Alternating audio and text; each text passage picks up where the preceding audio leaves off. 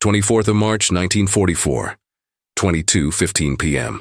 Stalag Luft 3, Sagan, occupied Poland. The ground is frozen, a hard, unyielding crust of Silesian earth covered in 6 inches of snow. Inside Hut 104, the stove is cold. The lights are out, but under the floorboards, 25 feet down, hell is busy. The man in the trap. Flight Lieutenant Johnny Bull lies on his stomach at the end of a tunnel named Harry. He is not a miner. He is a pilot. He is used to the open sky, to 20,000 feet of clean air.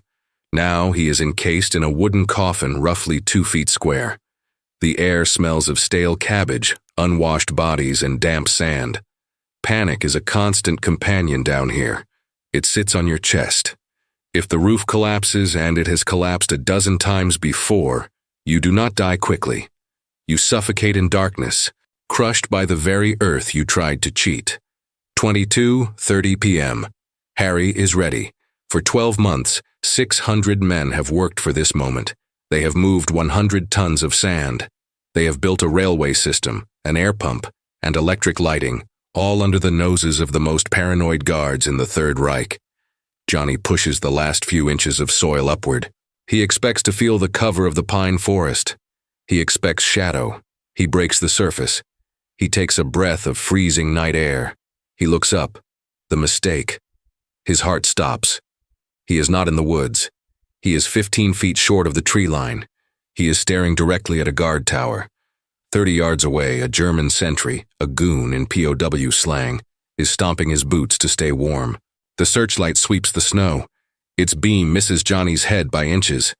"Christ," Johnny whispers. The steam of his breath is a betrayal. He slides back down into the hole. He pulls the rope signal. Tug, tug. The mastermind. Back in the hut, Roger Bushell receives the news. They call him Big X. He is 33 years old, a squadron leader, a barrister before the war. His eyes are dark, intense, burning with a hatred for the Nazis that goes beyond patriotism. It is personal. He has escaped twice before. The Gestapo warned him, "If you escape again, we will shoot you." Bushell didn't blink then. He doesn't blink now.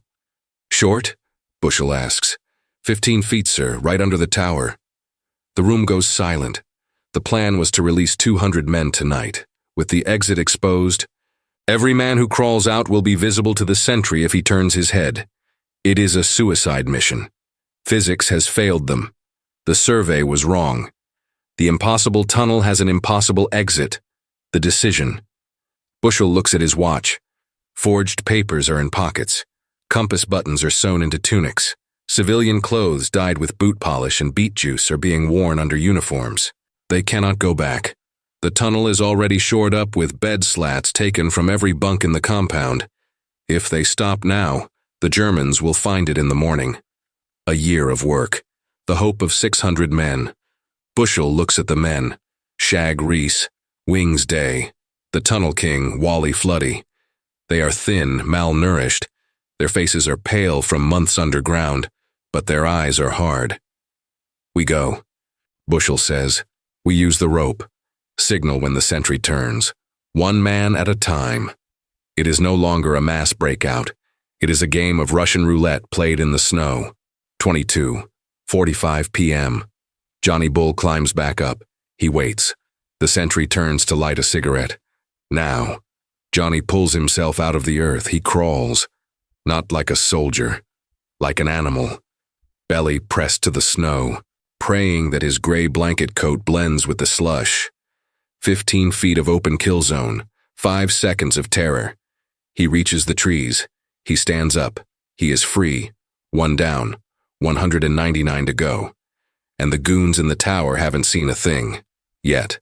Spring 1943. Stalag Luft III.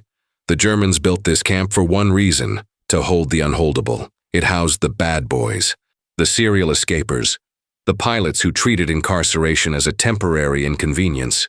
The Luftwaffe architects were not stupid. They designed a fortress of frustration. The huts were raised 2 feet off the ground on brick stilts. Guards could crawl underneath to check for trapdoors. Seismograph microphones were buried along the perimeter fence to detect the vibration of a pickaxe. High-intensity searchlights, machine gun towers, double barbed wire fences. But their greatest weapon wasn't concrete or steel. It was geology. The yellow curse. The camp was built on the sandy soil of Lower Silesia, topsoil, gray dust, subsoil, bright golden yellow sand. This was the Nazi genius. To dig a tunnel, you have to bring the dirt out. But if you drop even a teaspoon of that bright yellow sand onto the gray surface soil, it shines like a beacon. It screams tunnel. A guard walking the compound doesn't need to be Sherlock Holmes. He just needs to look down. One spot of yellow? Search the block. Find the hole. Shoot the ringleaders, the structural nightmare. And there was a second problem with the sand. It didn't hold. Dig a hole in clay, it stays. Dig a hole in dry sand, it pours back in. It is like trying to tunnel through an hourglass. Without support, a tunnel collapses in seconds. The pilot inside doesn't just get stuck. He gets buried alive, his mouth and nose instantly filled with grit. The audit of despair. So, the problem facing Roger Bushell in early 1943 was mathematically impossible. He needed to dig 30 feet down to beat the microphones. Dig 300 feet out to reach the trees. Shore up every single inch of the roof and walls to prevent collapse. Dispose of 100 tons of bright yellow sand without leaving a trace. Do it all while under constant surveillance by ferrets, specialist German guards trained to find tunnels. The insane strategy. Most prisoners dig one tunnel. If it is found, they start another. Bushell was done with half measures. He called a meeting of the X organization, the escape committee. "We are not going to dig one tunnel," he announced. "We are going to dig 3. Tom, Dick, and Harry. Tom, from hut 123. Dick, from the shower block. Harry, from hut 104. The logic was ruthless. If the Germans found Tom, the POWs would switch to Dick. If they found Dick, they would switch to Harry. The Germans would never suspect that while they were busy destroying one tunnel, 2 more were snaking towards the wire. The price of wood. But 3 tunnels meant they needed wood. Miles of it. They didn't have a lumber yard. They had a prison camp, so they stole the camp itself. Every bunk bed in the camp had roughly 20 wooden slats supporting the mattress. The prisoners calculated that a man could sleep on only 8 slats if he didn't move much. So, they stole the rest. Every bunk was raided. Over the course of a year, 4 Aushausen bed slats disappeared into the ground. They became the walls, the roof, and the floor of the tunnels. The prisoners were literally sleeping on the ceiling of their escape route. The penguins. And the yellow sand. They couldn't hide it. So they wore it. Men sewed long, distinct socks into their trousers. They filled them with sand. A string ran up to their pockets. They would walk to the garden, or the theater, or the sports pitch. Pull the string. The sand would trickle out of their trousers, mixed into the gray topsoil by their shuffling feet. They called themselves penguins because of the way they waddled. 25 Aushausen trips, 1 pocketful at a time, carrying the earth away right under the noses of the guards who were watching them. The trap was perfect. But the mice were redesigning the cage. Summer 1943. The engineering challenge. Digging a hole is easy. Keeping it alive is hard.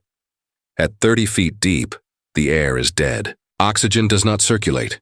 A candle flame dies in 3 minutes. A man passes out in 10. To dig a tunnel 300 feet long, you don't just need a shovel, you need a lung. The Germans knew this. That is why they weren't worried about deep tunnels. Physics would kill the prisoners before the guards had to. But the Germans forgot about Klim. The metal origami. Every Red Cross parcel sent to the prisoners contained a large tin of powdered milk. Brand name, Klim. Milk, spelled backwards. To the guards, it was trash. To the X organization, it was raw material. The prisoners collected thousands of empty tins. In the dead of night, they flattened them. Using tools made from stolen table knives, they cut the metal into sheets. They rolled them into tubes. They joined them together to form a ventilation duct. But how do you seal a pipe without solder? You improvise.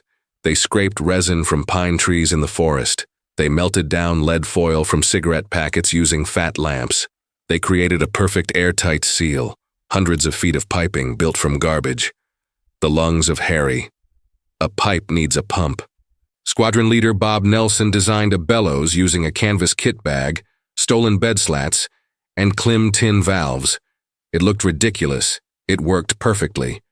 A pumper would sit at the tunnel entrance, pushing the kit bag back and forth. Whoosh, clack, whoosh, clack. It forced fresh air down the tin pipe right to the face of the digger. The noise was deafening underground. So, they stole blankets. They lined the pump chamber with wool. German microphones, sensitive enough to hear a footstep, heard nothing. The Underground Express. Moving 100 tons of sand by crawling is too slow. So they built a railway. The tracks were wooden rails, more bed slats.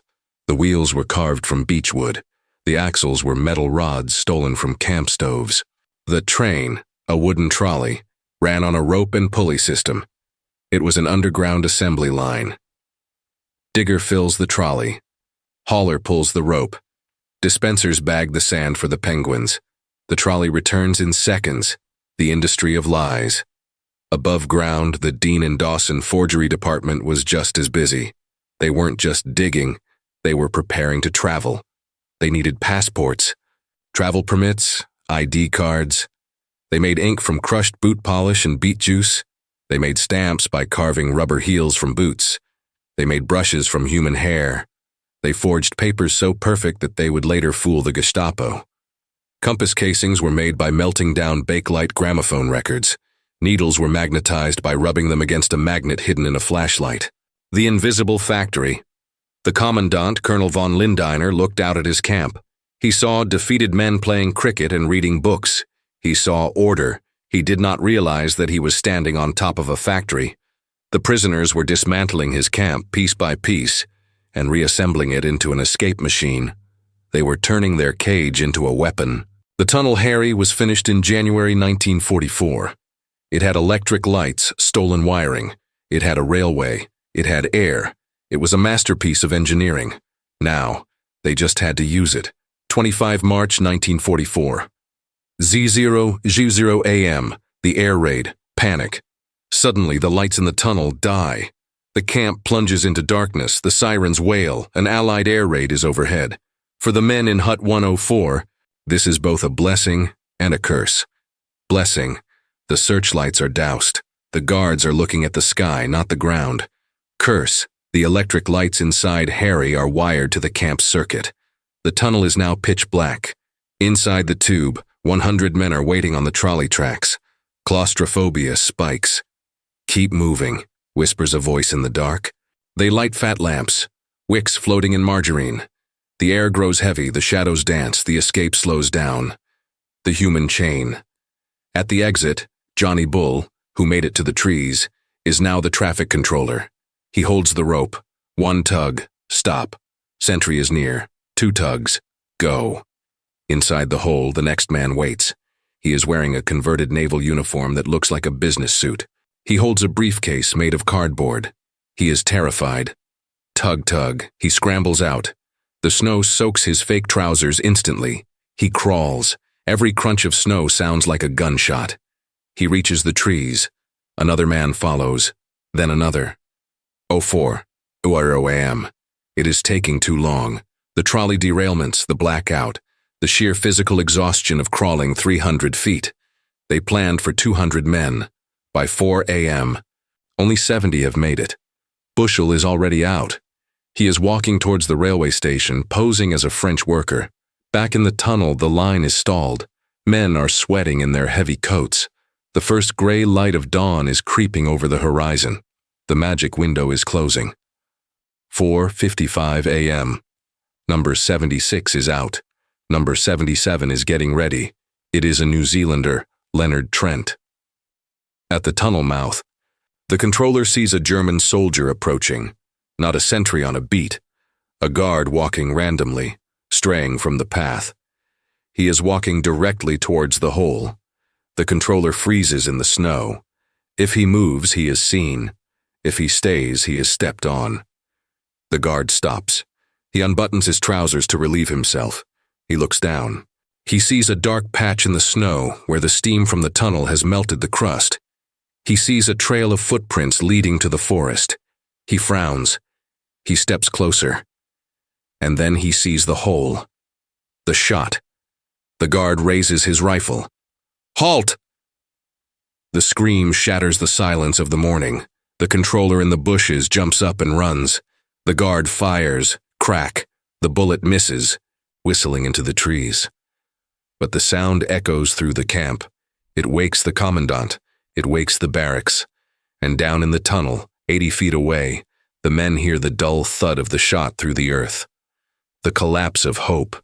Inside Hut 104, it is chaos. "They're on to us." Men scramble to burn papers. They tear up maps. They eat forged IDs. The trap door is thrown open. Guards burst into the block, machine guns leveled. But it is too late for 76 men. They are gone, scattered into the freezing German countryside. Walking, hitchhiking, boarding trains. The great escape has happened. The tunnel is blown. The hunt begins. 25th of March, 1944, E08:0 a.m., Sagan railway station. Freedom is not warm. Freedom is freezing. The temperature has dropped to 20 degrees C. Roger Bushell is standing on the platform. He is wearing a gray suit and a Homburg hat.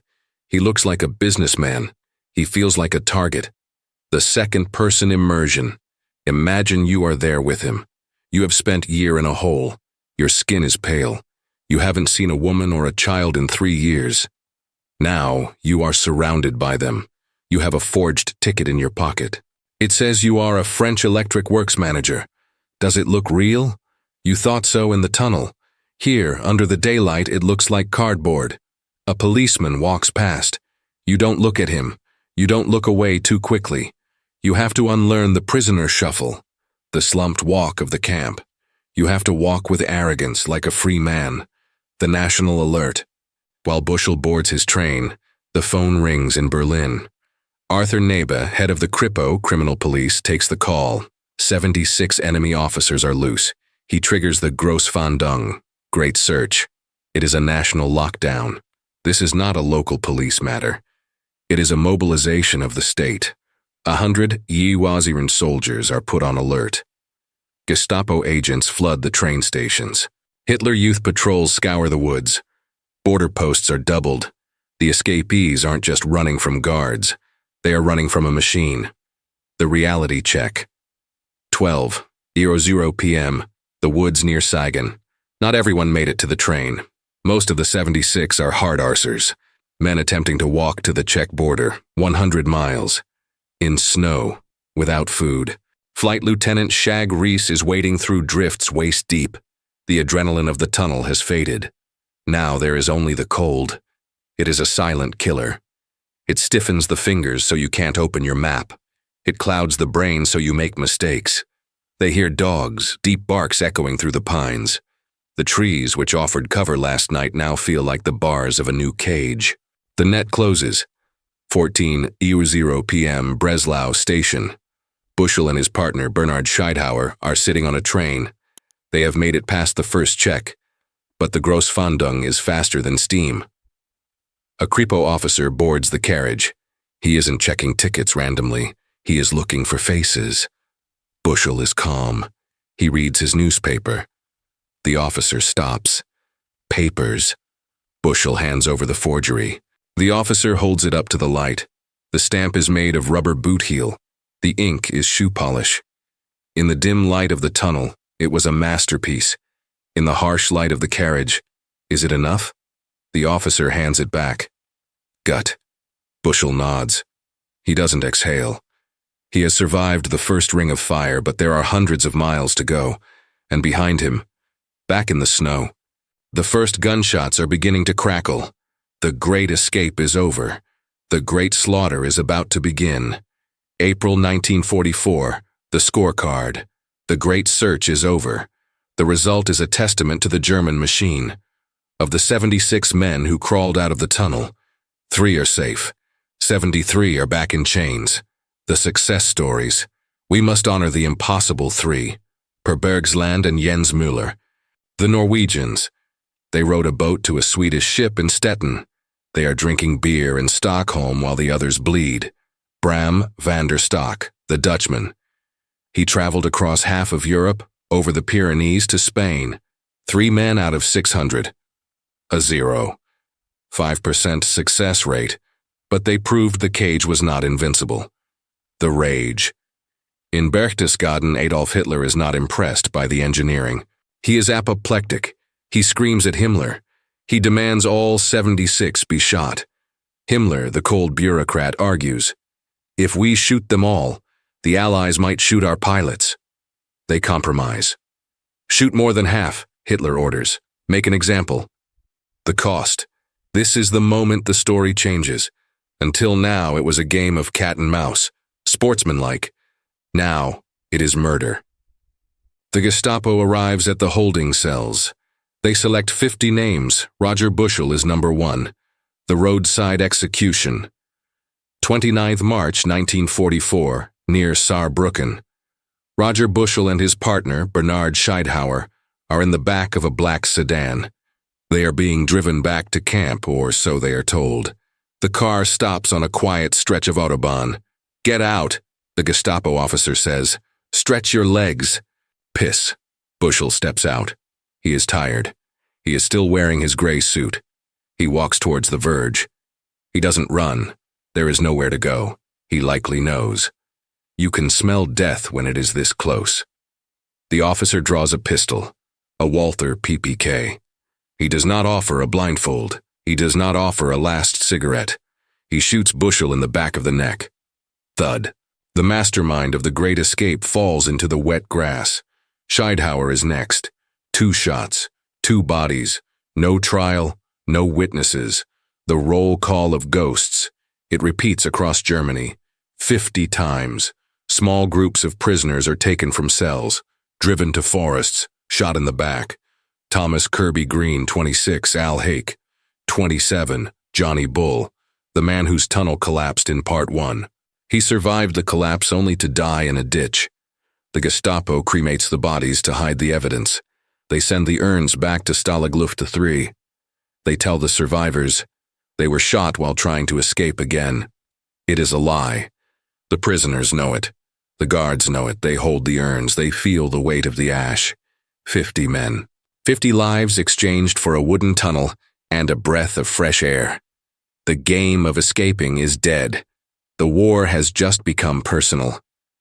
Summer 1944. Stalag Luft 3. The mood in the camp has broken. It is no longer a hive of industry. It is a mausoleum.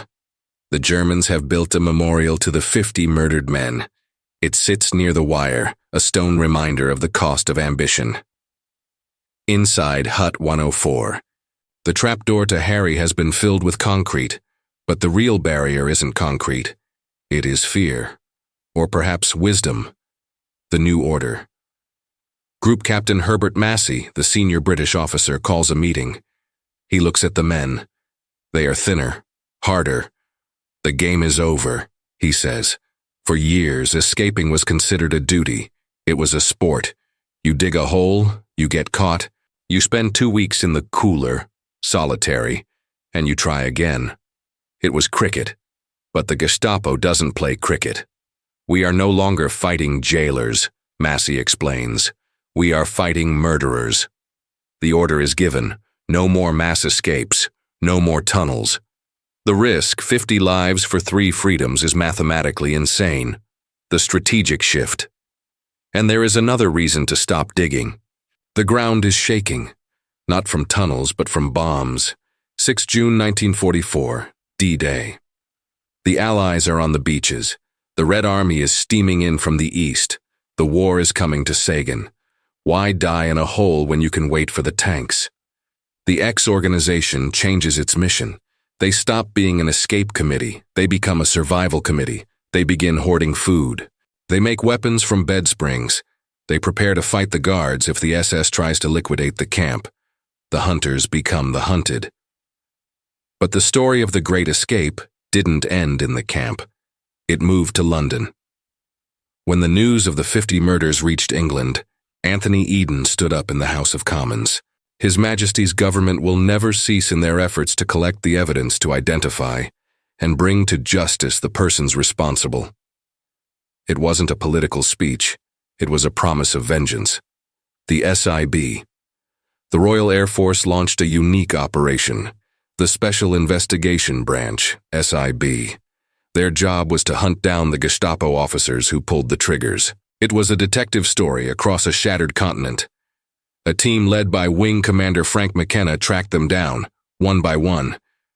They found the driver of the black sedan. They found the fat Gestapo chief in Saarbrücken. They found the typist who wrote the death lists, the Long Shadow. Back in the camp, the penguins have stopped walking. The sand is settling. The bed slats are staying on the bunks. The Great Escape was the apex of POW resistance. It was the moment the prisoners forced the Third Reich to stop the war and look at them. But it was also the moment the innocents died. The tunnel Harry proved that you could beat the wire. The 50 urns proved that you couldn't beat the ideology. Not with a shovel, at least. For that, you needed an army. And the army was almost there. 2025, Sagan, Poland, formerly Sagan. The camp is gone. The huts were torn down by the Soviets in 1945.